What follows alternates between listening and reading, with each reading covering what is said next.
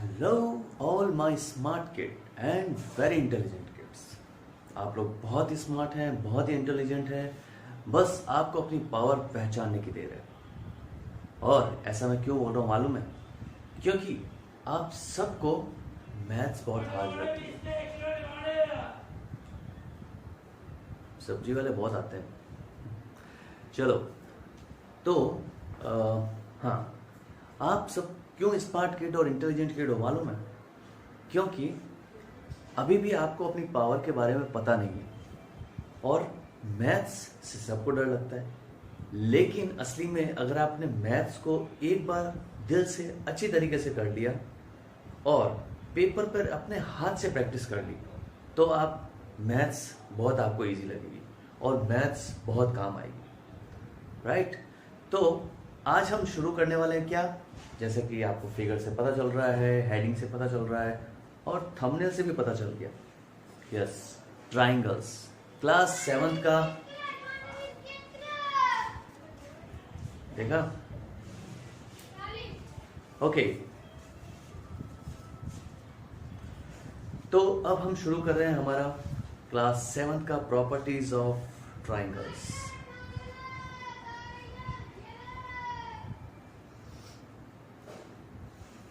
तो शुरू करते हैं हमारा क्लास 7 का properties of triangles.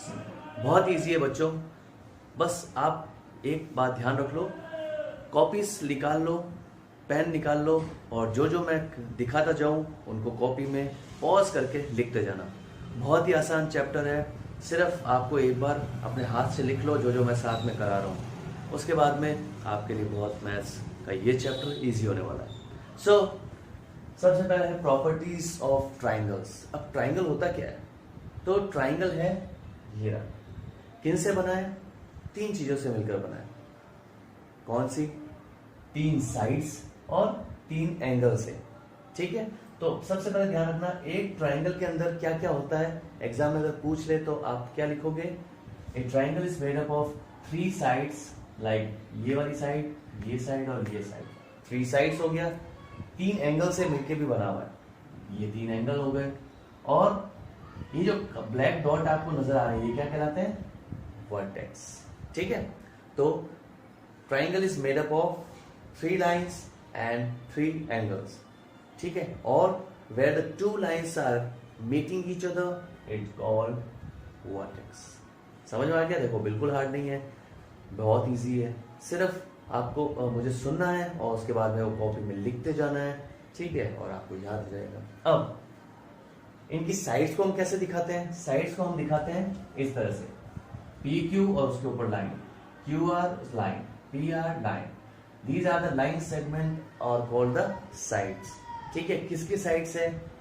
Triangle P Q R. जो ट्राइंगल के एबीसीडी लिखा हो वो आपको लिखना है। जैसे यहाँ लिखा है पी क्यू आर तो आप लिख दो पी क्यू आर। अगर एबीसी होता तो हम एबीसी लिख देते ट्राइंगल, और ये निशान लगाना जरूरी है ट्राइंगल वाला। ठीक है, ये वाला। उसके बाद में अब एक सवाल आता है कि ट्राइंगल्स होते कितने तरह के? तो बहुत ही आसान है, तीनों के वर्ड्स याद रखना, कॉपी में लिख लो। एक होता है स्क्लेंट ट्राइंगल, एक होता है आइसोसेलेस और एक होता है इक्विलेटरल। आप बोलोगे सॉरी ये क्या है, ऐसे कैसे कैसे ट्राइंगल आ गए? तो बहुत इजी है भाई, सुन लो। इस स्क्लेंट ट्राइंगल का मतलब है आपने एक ट्राइंगल बनाया लेकिन उसकी एक भी साइड है ना इक्वल नहीं है। देख लो, एक है 5 सेंटीमीटर की AB, एक है 9 सेंटीमीटर की और एक है 7 सेंटीमीटर की, यानी कि तीनों लाइन आपस में मिलती नहीं है। ठीक है, तो यानी कि ये क्या हो गया? स्क्लेंट ट्राइंगल हो गया। बहुत इजी है, स्क्लेंट ट्राइंगल को याद रखना कि तीनों में से कोई भी लाइन इक्वल नहीं होगी। ठीक है, अब है आइसोसेलेस। ठीक है, आइसोसेलेस में देखो, अब देखो मैं आपको एक ट्रिक बताता हूं। इसमें एस कितनी बार आया? एक बार, यानी कि हर लाइन अलग अलग टाइप की स्केल वाली, तो इसलिए सब अलग अलग है, तो ये हो गया स्क्लेंट। अब 2 एस यहां पर शुरू में, आइसोस में कितना है? 2 एस है, तो यानी कि कोई भी 2 साइड इक्वल होगी, एक साइड इक्वल नहीं होगी। कैसे? देखो ये 8 सेंटीमीटर, ये 8 सेंटीमीटर, लेकिन ये कितनी है? 10 सेंटीमीटर। तो यानी कि दो ही लाइन इक्वल है, तो ये हमारी हो गई आइसोसेलेस ट्राइंगल। ये सिर्फ मैं याद रखने का तरीका बता रहा हूँ, ये ट्रिक है, ठीक है। अब है इक्विलेटरल। इक्वी वर्ड याद रखो, इक्विल इक्वल, तो इक्विलेटरल तो नाम से पता चल रहा है कि भैया तीनों की तीनों ही साइड इक्वल होगी। ये भी 5 सेंटीमीटर है, ये भी 5 सेंटीमीटर है और ये भी 5 सेंटीमीटर है, तो बहुत आसान है, ठीक है। अब एग्जाम में कई बार पूछते हैं आइडेंटिफाई, इसमें से कौन सा आइसोसेलेस है, कौन सा स्क्लेन है और कौन सा इक्विलेटरल है, तो बहुत आसान है। अब तो आप पता ही लगो, मैंने बोला था ना आप लोग बहुत स्मार्ट किड हो। अब आप जिस तरह से मुझे सुनते जा रहे हो तो वैसे वैसे आपको सब पता लगता जा रहा है, ठीक है। अब ऐसे ही ये तो हो गया साइड से पहचानना कौन से टाइप का ट्राइंगल है, ठीक है। अगर तीनों साइड इक्वल नहीं है तो आइसो अपना स्क्लेन हो गया, दो साइड इक्वल है तो आइसोसेलेस हो गया, तीनों साइड इक्वल है तो आपका इक्विलेटरल हो गया। अब हम एंगल से कैसे पहचानेंगे, तो एंगल से भी बहुत आसान है, ये देखो।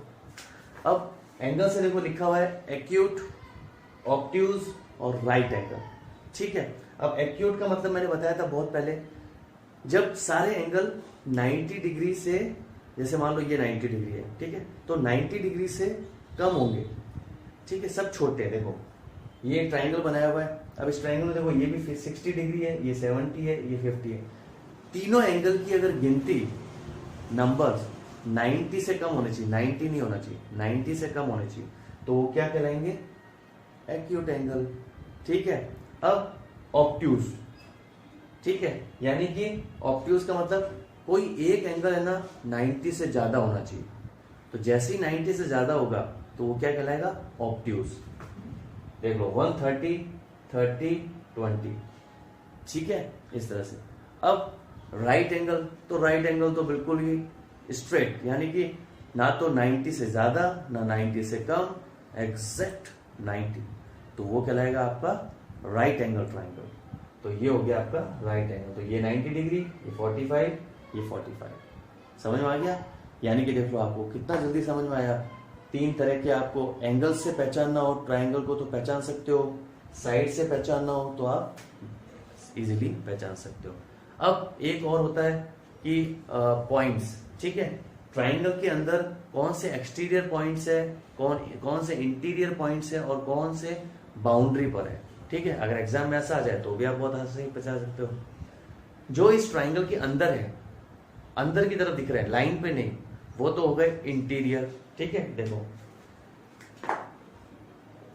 ए बी एक्स, ये तीनों क्या हो गए, इंटीरियर, ये हो गए आपके इंटीरियर। अब पी क्यू एस, ये तीनों क्या हो गए आपके एक्सटीरियर, ठीक है। और ये बी एन एम जे, ये कहां से हो गए, बाउंड्री। यानी कि अब आपको देखो तीनों समझ में आ गए कि कौन से अंदर वाले होते हैं, कौन से बाहर वाले होते हैं और कौन से ऑन द लाइन वाले होते हैं। तो ये तो था हमारा अब तक का। अब हम समझते हैं इसके आगे की मैथमेटिक्स को राइट नाउ। तो बच्चों अब है हमारा नेक्स्ट पार्ट जो कि बहुत ही इंपॉर्टेंट पार्ट है। इसको आपने समझ लिया और कॉपी में लिख लिया तो समझ लो आपके ट्राइंगल्स में कभी भी मार्क्स नहीं कटने वाले। बहुत ही इजी है, सिर्फ अपने माइंड को कंसंट्रेट करके इस वीडियो को देखो, समझ जाओ। ये तीन चीजें बहुत ही इंपॉर्टेंट है जो मैं बताने वाला हूं, ध्यान से देखना, राइट। सबसे पहले किसी भी ट्राइंगल का जो सम होता है एंगल्स का अंदर का वो होता है 180, ठीक है।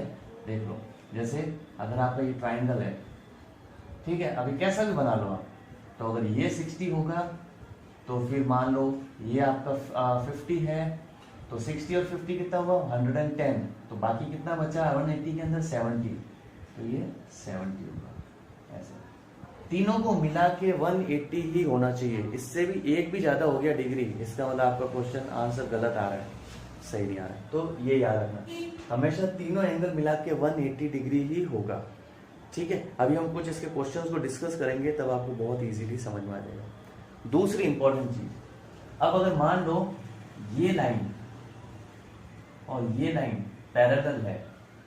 क्या चीज? ये दोनों लाइनें पैरेलल है, ठीक है। तो आप ध्यान रखना, जो कॉरस्पॉन्डिंग एंगल होते हैं, ठीक है, यानी कि ये वाला, ये और ये दोनों सेम होंगे, यानी कि एंगल बी और एंगल सी सेम होंगे, पहली चीज। दूसरी, अल्टरनेट एंगल हमेशा सेम होते हैं। देखो ये जो आपका Z बन रहा है ना, देखो ये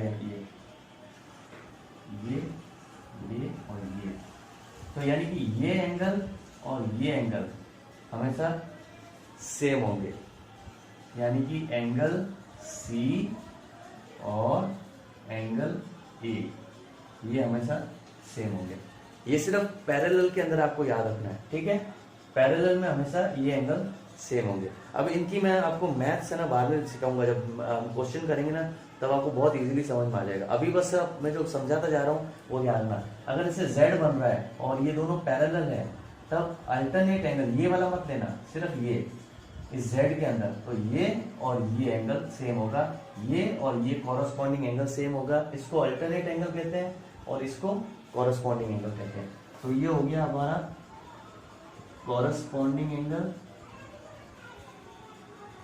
ठीक है, एंगल्स, और ये हो गया हमारा अल्टरनेट एंगल।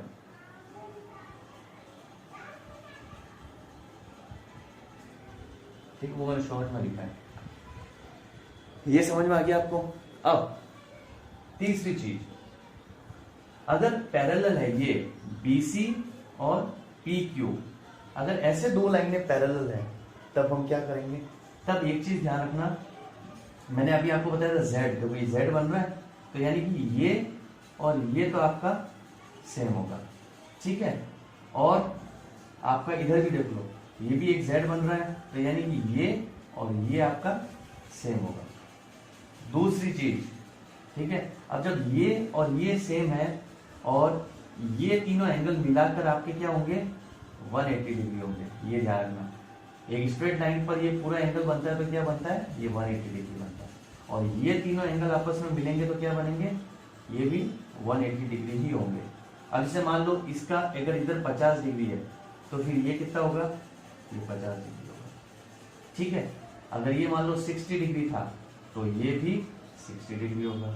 अब 60 और 50, अब इधर आपको क्या 180 करना है, तो 60 और 50 कितना? 110 हो गया, 110 हो गया। अब कितना बचा?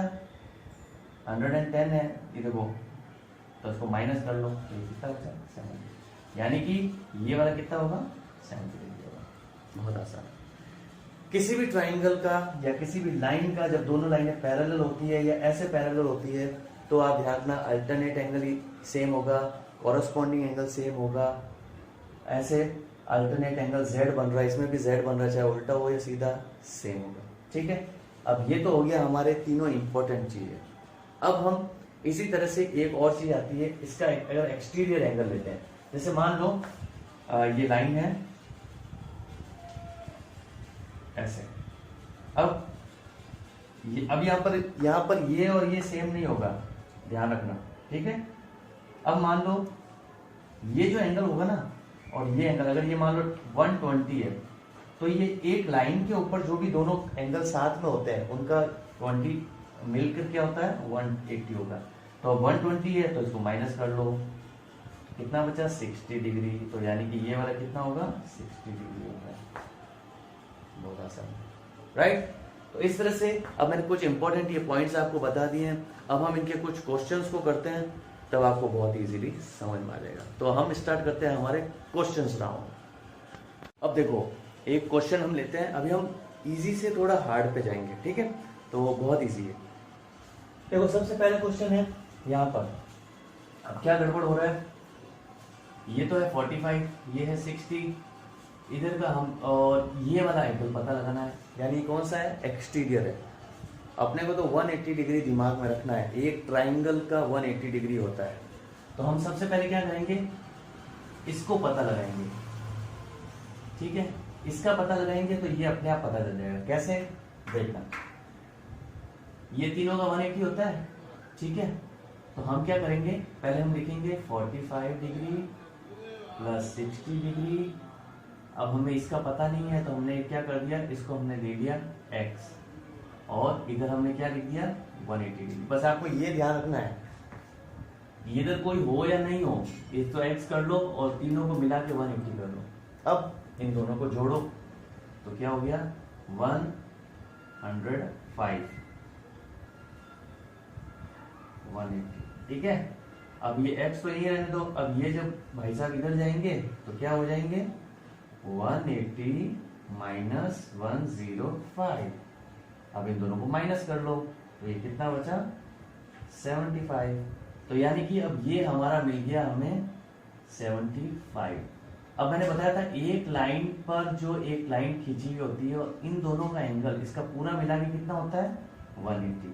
तो हम फिर क्या करेंगे, ये x मान लो इसको या y मान लो, चलो 75 plus y equal to 180 degree. अब y को इधर ही रहने दो 180 और ये माइनस ये 75 इधर गया तो ये कितना हो गया 105 डिग्री, ठीक है। तो ये हमारा हो गया 105 डिग्री। अब दोनों को मिला लो 180 डिग्री होगा इस तरह से।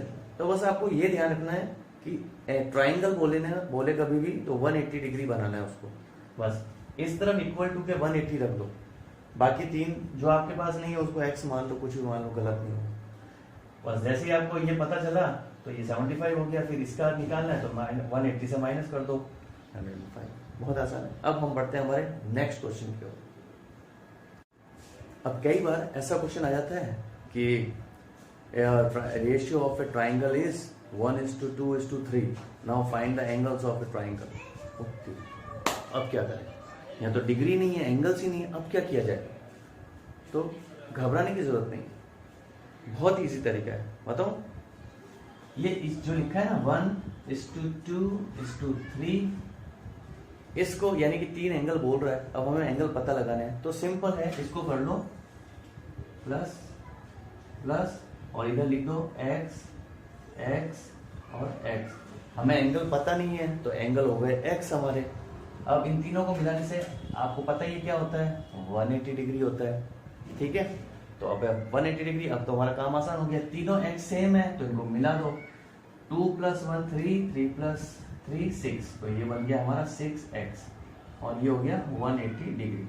अब ये x इधर रह गया, ये 6 नीचे गया तो ये कैसे हो गया ऐसे, ठीक है। अब इसको काट दो, 6 3 × 18 और 0, तो हमारा आंसर कितना हो गया 30 डिग्री।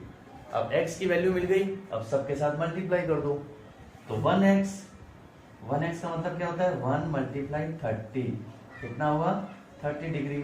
तो पहला एंगल है वही हमारा 30 डिग्री, ठीक है। एंगल 1 है 30 डिग्री। अब एंगल 2 पता लगाना है, 2x, तो यहाँ लिखो 2 × 30, कितना हो गया 60 डिग्री। चलो भाई, ये हमारा एंगल 2 भी हो गया 60। अब एंगल 3, 3x यानी कि 3 × 6 30, 3 × 30, ये कितना हो गया 90 डिग्री। तीनों मिल गए, बस यही तो आंसर ढूंढना था हमें।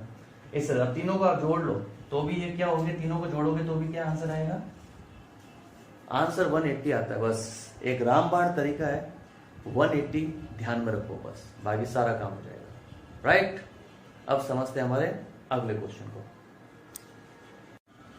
तो अब तीसरा क्वेश्चन देखो, कभी ऐसा बना हुआ आ जाता है, अब बोलते हैं x की वैल्यू निकालो। आप बोलोगे सर एक ही नंबर दे रखा है, आपने तो बोला था 3 नंबर मिलके 180 होता है, एक नंबर तो दे रखा है, बाकी 2 तो है ही नहीं, क्या करें। तो समझ आना, ये जो दे रखा है ना, इसका मतलब क्या होता है, ये राइट एंगल, तो राइट एंगल तो ऑटोमेटिक कितना होगा 90 डिग्री होगा। 2 मिल गए ना एंगल, तो तीसरा एंगल तो बहुत आसानी से निकलता है। कैसे, 40 + 90 + x = 180 डिग्री। तो ये हो गया हमारा 130 डिग्री + x 180। अब इसको भाई साहब को उधर ले जाओ, तो ये 180 - 130 और ये कितना हो गया तो ये हमें मिल गया x की वैल्यू कितनी हो गई 50 डिग्री, है ना? कितना आसान, बहुत इजी है, इसलिए थोड़ा सा दिमाग लगाना है, सब हो जाएगा। नाउ अब इससे थोड़ा ऊपर वाले में चलते हैं, राइट क्वेश्चन पे। अब है हमारा नेक्स्ट फोर्थ क्वेश्चन। देखो कभी कभी ऐसा आ जाता है, ये 70 है, ये 100 दे रखा है, ये 1 और 2, इसमें देखो डिग्री नहीं है, तो ये मत समझना ये 1 डिग्री और 2 डिग्री, जिस पे ये सर्कल बना हुआ है ऊपर डिग्री का निशान है वही डिग्री है, बाकी वाले नहीं है, ठीक है? तो अब ये मिल गया, ये हमें पता नहीं है, ये हमें पता नहीं है, और ये दे रखा है, तो कंफ्यूज नहीं होना है। हमें मालूम है ना, ये वाला जब ऐसा होता है, जब ऐसा कोई एंगल बना हो, इधर वाला एंगल दे रखा है 100, तो ये पता लगाना है, तो हमें पता है क्या करना है, 180 से माइनस करना है इसको। तो 180 माइनस 100 कितना हुआ 100, ये अपना हो गया 80 डिग्री, ठीक है? ये हो गया हमारा, तो ऑटोमेटिक हमें क्या पता चल गया 80 डिग्री, तो ये 1 वाला कितना है हमारा, एंगल 1 हो गया हमारा 80 डिग्री।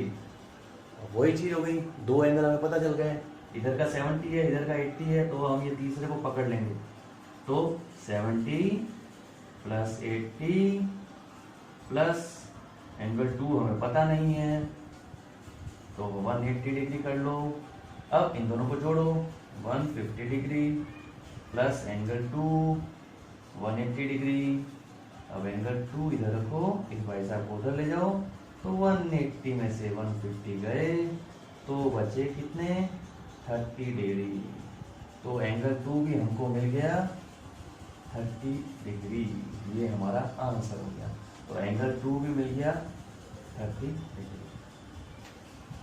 बहुत आसान है ना? इस तरह से कंफ्यूज नहीं होना है, आप आराम से कर लो।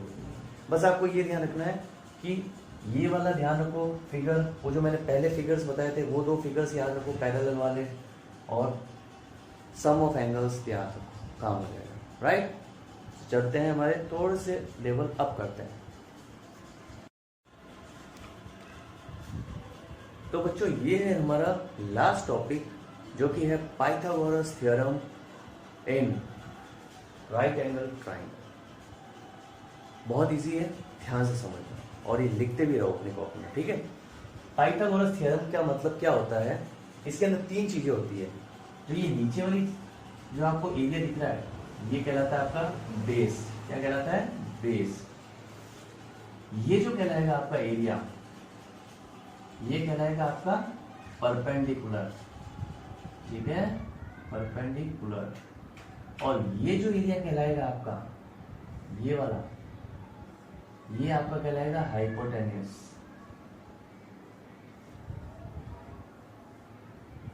ये हमेशा याद रखना। अब एक चीज आपको याद रखनी है इसके अंदर, कि हाइपोटेन्यूस हमेशा बड़ा होगा इन दोनों से, ठीक है? अब कैसे, देखो इसका एक फॉर्मूला है, h² इक्वल टू, h क्या नहीं, ये h, ये हमारा b हो गया बेस, और ये हो गया p, तो h² equal to b² plus p² होता है। ये फॉर्मूला एकदम से याद कर लो, ये मोस्ट इंपॉर्टेंट है, लिख लो, ठीक है? तो ये आपको, इससे ही आपको सॉल्व करना रहेगा जो भी क्वेश्चंस इस तरह के आपके पाइथागोरस थ्योरम से आएंगे, क्वेश्चंस आएंगे, ठीक है? इसका हम एक क्वेश्चन लेते हैं, इससे आपको इजीली समझ में आ जाएगा, राइट? तो ऐसा क्वेश्चन आ जाता है पाइथागोरस थ्योरम से, हम देखते हैं। ऐसे दे रखा है 3, 4, 5 is the value of the sides in right angle triangle. Angles नहीं है, सिर्फ राइट एंगल ट्राइंगल है, ठीक है? तो आप इसको ये से बॉक्स बना, ट्राइंगल बनाकर उसमें लिख दो, क्योंकि, और ये ध्यान रखना, सबसे लंबी वाली जो होगी ना वो हाइपोटेन्यूस ही होगी, इसलिए जो सबसे बड़ा नंबर होगा उसको आपको इस तरफ ही लिखना है, ठीक है? अब देखो इसको फॉर्मूले में डालते हैं, मैंने बताया था ना, क्या बताया था मैंने, h² b² plus p²। p क्या था, ये है p, ये है p, और ये है आपका h, ठीक है? ये हमेशा ध्यान रखना। अब h² का मतलब ये रहा 5², b² का मतलब 3², t² का मतलब, अच्छा ये हो गया आपका 4², और p ये रहा अपना हो गया 3²। अब देखो मैंने लिखा हुआ था तो मुझे इजीली पता चल गया मैंने गलती की है, इस तरह से। तो आप भी ऐसे लिख लिया करो, तो आपको बहुत इजीली हो जाए, समझ में आ जाएगा। अब हम इसको, इसका मतलब क्या हो गया, दो बार लिखना है, 5 into 5, 4 into 4 plus 3 into 3। Square का मतलब होता है 2 बार लिखना है ना। तो ये 5 5 से कितने हुए 25, 4 4 जा 16, 3 3 जा 9। अब इन दोनों को मिलाओ तो क्या होता है 25, और ये भी हो गया 25। इसका मतलब क्या है, left hand side LHS equal to RHS।